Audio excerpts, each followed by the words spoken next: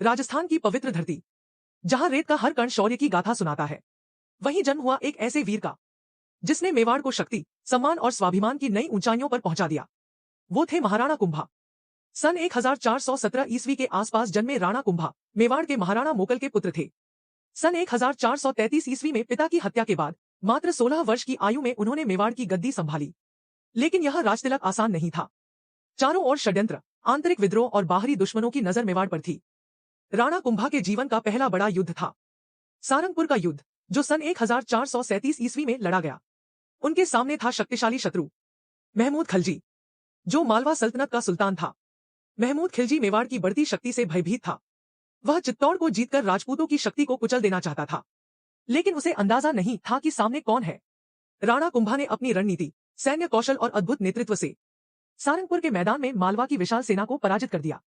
इतिहास गवाह है, इस युद्ध में महमूद खिलजी स्वयं बंदी बना लिया गया था। पर देखिए राणा कुंभा का क्षत्रिय धर्म। उन्होंने दुश्मन को अपमानित नहीं किया, बल्कि 6 माह बाद सम्मान सहित रिहा कर दिया। यही था राजपूती मर्यादा का आदर्श। इस महान विजय की स्मृति में राणा कुंभा ने चित्तौड़गढ़ दुर्ग में बनवाया भव्य विजय स्तंभ। यह स्तंभ आज भी मेवाड़ की शौर्य गाथा का जीवंत प्रतीक है। 9 मंजिला यह स्थापत्य चमत्कार राजपूत वीरता की अमर कहानी कहता है। राणा कुंभा केवल तलवार के धनी नहीं थे, वे कला, संगीत और साहित्य के भी महान संरक्षक थे। उन्होंने 32 से अधिक किलों का निर्माण और पुनर्निर्माण कराया, जिनमें कुंभलगढ़ का दुर्ग विशेष प्रसिद्ध है। कुंभलगढ़ की दीवारें चीन की दीवार के बाद विश्व की दूसरी सबसे लंबी दीवार मानी जाती है। उनके शासनकाल में मेवाड़ राजनीतिक, सैन्य और सांस्कृतिक रूप से अपने स्वर्णिम युग में पहुंचा।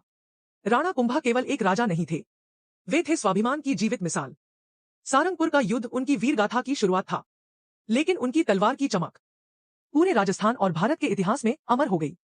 जब जब वीरता की बात होगी, मेवाड़ के उस शेर का नाम गर्व से लिया जाएगा, महाराणा कुंभा।